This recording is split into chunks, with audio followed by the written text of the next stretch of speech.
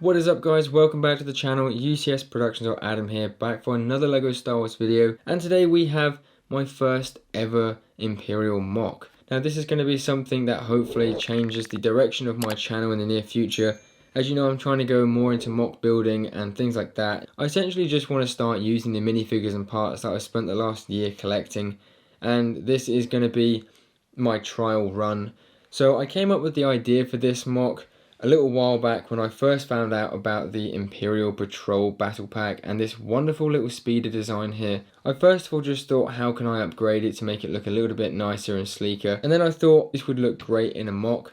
So I decided that I would build a MOC based around that. The main story from this is not canon, it's not from the movies, it's nothing like that, but it's just something I've come up with and I really like it. This is a new small Imperial outpost refinery that's being set up on the planet of Corellia. This is more or less in the Outlands because they want to keep it subtle and they want to keep it quiet, this one, because they are mining for very valuable and rare materials. Crates being used to transport and hold certain goods, if you will. So this is quite a niche little MOC here, hopefully, and I really wanted to use it to sort of test out a lot of building techniques going forward into the future. Obviously, MOC building game nowadays is a lot more advanced than it used to be, and to keep up with the times you got to do some pretty interesting stuff. So here we have a few crates in the background. On top of that, we have a couple of little bomb charges and one of the troopers special carbine blasters. We then have a small control panel here that will be controlling this area of the refinery, and a few sort of grated panels in the floor there that I'm not entirely sure what they do, if I'm honest, but I just thought they looked quite cool and Imperial like. Across the front we have the freeform around the whole MOC here, and I have tried to snot a lot of this area off so it really does look very clean. And then I'm actually using the sticker piece that came in the Battle of Seleucami set, which you can sort of just see down there. I love to include that in my MOCs. I just find it to be quite a detailed piece. Then, as you can see, going around the back, we have this big storage tank here with a control panel on the front. Now this is possibly being used to actually mine stuff as well, but definitely being used to store it in this big cylinder here. And as you can see, the pipe / wire that connects this central segment up to the control panel and the rest of the refinery. And going around the back, this was never really meant to be like the main focus of the MOC, so there's not too much detail around here, but I really did want to try and have a go at making a nice sort of sloped hill in the reddish brown, and I think this came out quite well. I was able to create a nice little sloping off effect. And then if we move this patrol trooper here, we can see there is actually a little stream. Anyway, so carrying on round here, I also wanted to work on trying to integrate different colors together. So I'm trying to integrate like the darker color of the brown with the light color brown, and then moving into the dark orange.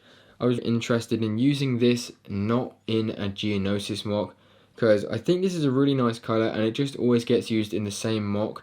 So it's nice to see it used in other MOCs, in my opinion. And it was really important for me to try and work it into this MOC. And we are now back around the front here.